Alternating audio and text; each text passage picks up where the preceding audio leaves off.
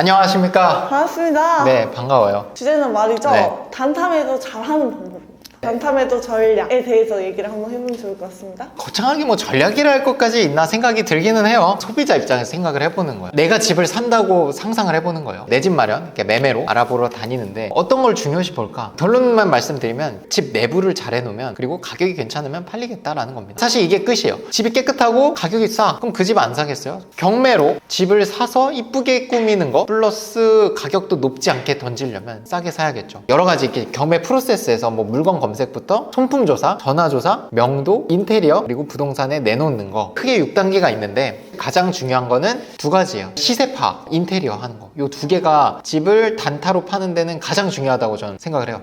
집을 깨끗하게 해놓고 가격을 싸게 내놓으면 팔린다라는 겁니다. 임차랑 다른 점은, 임차 수요 같은 경우에는 집을 렌트, 빌려서 사는 사람들이기 때문에 대부분 이제 직장인분들 일자리가 가까워야지 좋거든요. 그렇다 보니까 이제 뭐 교통이라든지 지하철이라든지 버스 정류장 이런 거를 더 중요시 봐요. 내부 컨디션보다는 접근성, 회사까지 편하게 갈 수 있냐 이거를 따지는데, 실거주자분들은 그거보다는 좀 더 집 상태나 가격 이런 거에 좀 초점을 맞추는 것 같아요. 우리가 임차인 신분과 집을 사는 사람 입장에서 나눠서 생각을 해보면 어느 정도 답이 나올 거라고 생각이 들어요. 경매로는 근데 이거를 다 충족시킬 수 있죠. 우리가 빌라를 매매를 해야 되는데 세입자가 아직도 거주를 하고 있어. 계약 기간이 뭐 6개월이 남아 있습니다. 그 상황에서 집을 팔려고 하면 실거주자분들은 사기가 사실 어렵죠. 왜냐면 집 상태가 깨끗하지도 않고 누가 살고 있으니까 세간살이도 꽉 차 있으니까 집도 좁아 보이고 이사 날짜 맞추기도 힘들고 하니까 집을 팔기 어려운데, 경매는 그것도 충족이 되죠. 왜냐면 명도라는 걸 통해서 집을 비워놓을 수가 있고, 그렇다 보니까 인테리어를 내 의지대로 내가 원하는 만큼 할 수도 있고요. 그리고 가격을 파는 사람이 정하는 게 아니라 내가 입찰해서 내가 원하는 가격에 사죠. 금매가보다 싸게 살 거니까. 단타매도 하기에 경매만큼 좋은 건 없다라고 저는 생각을 합니다. 그리고 경매는 역세권의 빌라 이런 거는 또 경쟁에 몰려서 가격이 높아지죠. 제가 아까 말씀드렸다시피 실거주자분들이 역세권 집을 사서 들어오시는 분들, 그분들이 역세권만 고집하는 건 아니에요. 좀 안쪽에 있고 산속에 있고 공기 좋고 해도, 공기 좋은 걸 원하시는 분들은 지하철 버스가 없어도 돼요. 공기 좋은 게 좋거든. 경매 물건들 보면 교통 안 좋은 빌라들도 굉장히 많아요. 근데 그 집을 내가 깨끗하게 해놓고 공실 만들어 놓고 언제든 집 와서 보세요 라고 해놓으면 가격만 맞으면은 그걸 사는 사람이 있다는 거죠. 각자 원하는 바가 다르고, 기왕이면 뭐 여기 가깝고 이러면 좋겠죠. 근데 그게 아니더라도 가격만 맞으면 공기 좋은 데서도 집을 사서 들어오시는 분들이 충분히 있다는 걸 저는 이번 3개월 4개월 동안 다타매도를 하면서 알게 됐어요. 나는 싸게 받았으니까 싸게 내놓고 물건은 제일 좋아. 그래서 빨리 팔리는 것 같아요.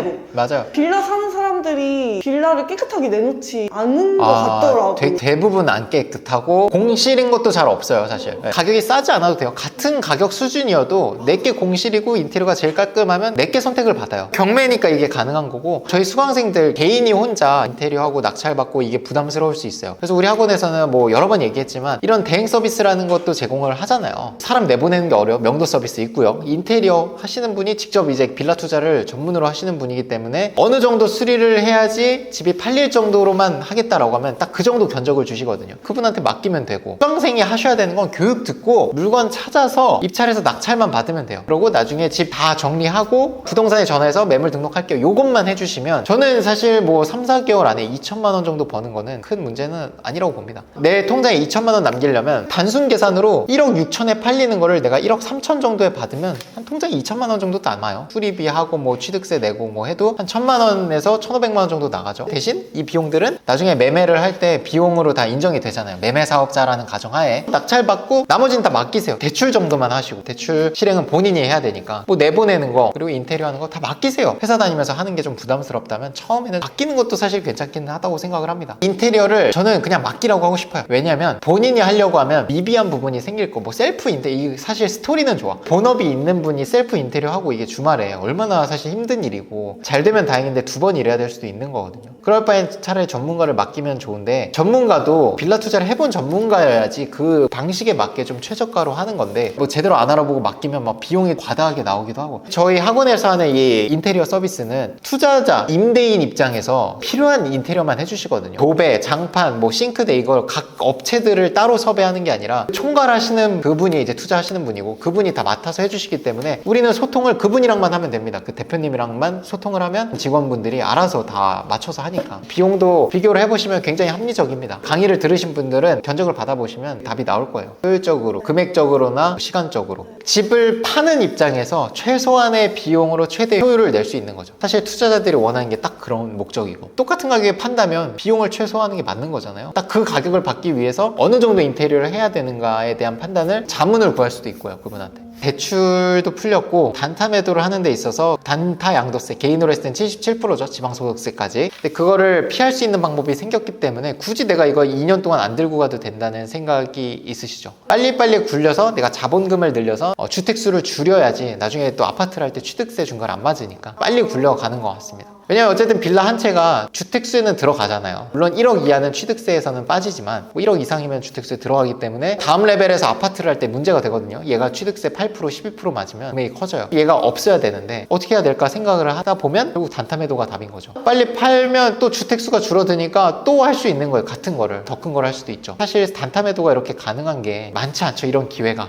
경매 전성기고 분명히 시장 분위기가 다시 살아나고 과열되는 분위기다 하면 이걸 다 묶을 수도 있어요. 다 대출 안 나오게 하고 사업자 대출 막고. 이거를 저는 경험을 했었거든요. 3년 전에. 이게 풀려 있을 때 사서 시세 차익을 보는 게 맞지 않나 라고 저는 생각을 합니다. 지금이 찬스고, 혼자 하시는 게 힘드시면 저희 리치스쿨에 오셔서 각 전문가, 단톡방에 보면 법무사님 오늘도 막 피드백 주시고 계시고, 뭐 인테리어 하시는 분, 다가구 하시는 분 많습니다. 오셔서 자문을 구하시고, 아니면 저한테 그때 또 피드백을 언제든지 받을 수 있으니까 충분히 뭐 강의료의 한 10배 정도는 벌지 않을까, 이걸 좀 장기적으로 보면 생각을 합니다.